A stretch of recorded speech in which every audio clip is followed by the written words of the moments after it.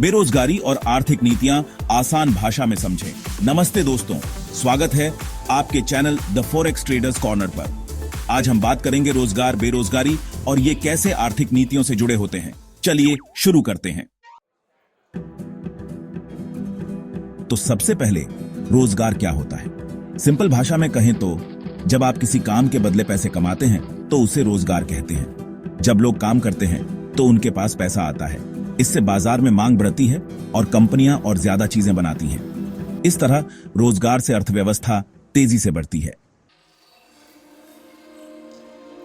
अब बात करते हैं बेरोजगारी की। यह एक ऐसी स्थिति होती है जहां लोग काम करने के लिए तैयार होते हैं, उनमें क्षमता होती है, लेकिन उन्हें नौकरी नहीं मिलती। जब लोगों के पास नौकरी नहीं होती तो उनके पास खर्च करने के लिए पैसे नहीं होते। इससे बाजार में मांग कम होती है, कंपनियां घाटे में जाने लगती हैं और नई नौकरियां पैदा नहीं हो पाती। अब हम बात करते हैं कुछ आंकड़ों की जो हमें बताते हैं कि किसी देश में रोजगार की स्थिति क्या है। रोजगार दर और बेरोजगारी दर ये दो महत्वपूर्ण मापदंड हैं जो हमें यह समझने में मदद करते हैं कि किसी देश की अर्थव्यवस्था कितनी मजबूत है। ये दो मुख्य आंकड़े हैं, रोजगार दर और बेरोजगारी दर। रोजगार दर वह प्रतिशत है जो यह दर्शाता है कि काम करने योग्य आबादी में से कितने लोग वास्तव में काम कर रहे हैं। रोजगार दर हमें बताता है कि काम करने योग्य आबादी में से कितने लोगों के पास नौकरी है। यह दर जितनी अधिक होती है उतना ही अच्छा माना जाता है, क्योंकि इसका मतलब है कि अधिक लोग काम कर रहे हैं और अर्थव्यवस्था में योगदान दे रहे हैं। दूसरी तरफ बेरोजगारी दर हमें बताता है कि काम करने योग्य आबादी में से कितने लोग बेरोजगार हैं। यह दर जितनी कम होती है उतना ही अच्छा माना जाता है, क्योंकि इसका मतलब है कि कम लोग नौकरी की तलाश में हैं। बेरोजगारी दर का उच्च होना एक चिंता का विषय हो सकता है, क्योंकि यह आर्थिक समस्याओं का संकेत हो सकता है।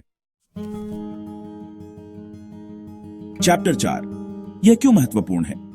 दोस्तों, रोजगार और बेरोजगारी सिर्फ कुछ आंकड़े नहीं हैं जो हमें किताबों में मिलते हैं। ये वास्तविक लोगों, वास्तविक परिवारों और पूरे देश के भविष्य से जुड़े हुए हैं। दूसरी तरफ अगर सभी लोगों के पास नौकरी हो तो उनके पास खर्च करने के लिए पैसे होंगे। इससे बाजार में मांग बढ़ेगी, कंपनियां ज्यादा उत्पादन करेंगी और नई नौकरियां पैदा होंगी। चैप्टर 5, यह आर्थिक नीतियों को कैसे प्रभावित करता है? अब बात करते हैं कि यह सब आर्थिक नीतियों से कैसे जुड़ा है। आर्थिक नीतियां किसी भी देश की अर्थव्यवस्था की दिशा और दशा तय करती हैं। ये नीतियां सरकार और केंद्रीय बैंक द्वारा बनाई जाती हैं ताकि देश की आर्थिक स्थिति को स्थिर और मजबूत बनाया जा सके। किसी भी देश की सरकार और उसका केंद्रीय बैंक देश की अर्थव्यवस्था को मजबूत बनाने के लिए कई तरह की नीतियां बनाते हैं। ये नीतियां विभिन्न आर्थिक समस्याओं को हल करने के लिए बनाई जाती है, जैसे कि बेरोजगारी, मुद्रास्फीति और आर्थिक मंदी। अगर किसी देश में बेरोजगारी ज्यादा है तो सरकार और केंद्रीय बैंक ब्याज दरों को कम कर देते हैं।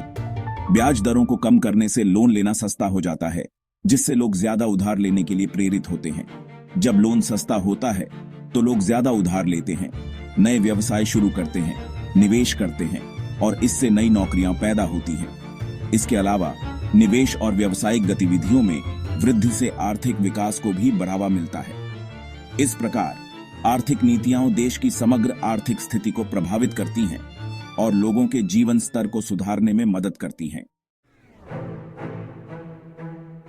Chapter 6, recent examples. चलिए अब कुछ उदाहरणों से समझते हैं कि यह सब असल जिंदगी में कैसे काम करता है। उदाहरण के तौर पर हम 2023 के आर्थिक परिदृश्य पर नजर डालते हैं। 2023 में पूरी दुनिया में महंगाई बहुत तेजी से बढ़ी। इस महंगाई ने लोगों की जेब पर भारी असर डाला और रोजमर्रा की चीजों की कीमतें आसमान छूने लगी। इस महंगाई पर लगाम लगाने के लिए अमेरिका के केंद्रीय बैंक फेडरल रिजर्व ने ब्याज दरों में तेजी से बढ़ोतरी की। ब्याज दरों में वृद्धि का उद्देश्य था कि लोग कम खर्च करें और अधिक बचत करें। इससे लोन महंगे हो गए, लोगों ने कम खर्च करना शुरू कर दिया और धीरे धीरे महंगाई कम होने लगी। जब लोग कम खर्च करते हैं तो मांग घटती है और इससे कीमतों पर दबाव कम होता है। इस प्रकार ब्याज दरों में वृद्धि ने महंगाई को नियंत्रित करने में मदद की। उतरो समझें और आगे बढ़ें। तो दोस्तों, आज हमने रोजगार, बेरोजगारी और आर्थिक नीतियों के बारे में जानकारी हासिल की। मुझे उम्मीद है कि अब आप समझ गए होंगे कि ये सब चीजें आपके जीवन को कैसे प्रभावित करती हैं।